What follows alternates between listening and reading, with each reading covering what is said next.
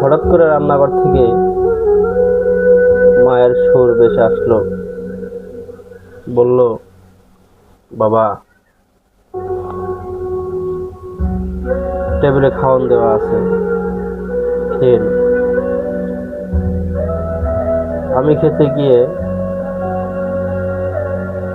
আমার দু চোখের জল খাবারের প্লেটে পড়ল। কাউকে বসতে দিলাম না কিছু। রাতে ঘুম আসে না।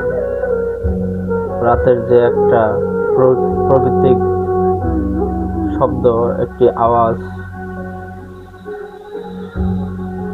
আমার কানে ভেসে আসে। এরকম আওয়াজ আমি কখনো মন দিয়ে এভাবে শুনিনি। ভাবতে ভাবতে সকাল ফজর আজান দিয়ে হলো। আজানের সুরটি আমার কানে ভেসে আসতে দৌড়িয়ে গেলাম মসজিদে নামাজ পড়তে। নামাজ পড়ে মসজিদ থেকে বেরোলাম। বের হয়ে পাখির কিচির মিচির আওয়াজ আমাকে মুগ্ধ করে দিল। জীবনে কোনোদিন এরকম আওয়াজ আমার মনের ভিতরে আমি ওইভাবে অনুভব করিনি। এই প্রাকৃতিক আওয়াজটা কতটা সুন্দর।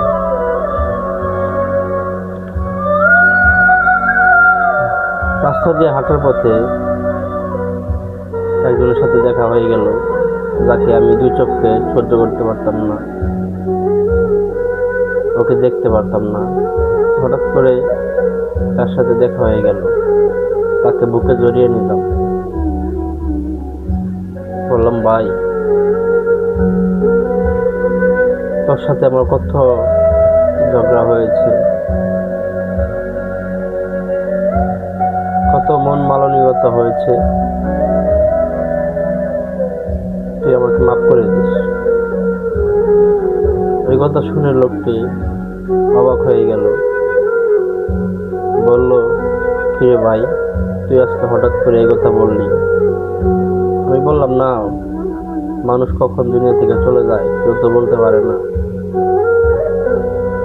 তাই তোর কাছে ক্ষমা চেয়ে নিলাম। এত বলে বাসায় গেলাম। বাসায় গিয়ে বাবা আবার প্রতিদিনের মতো আমাকে আমার সাথে রাগারাগি করতেছে।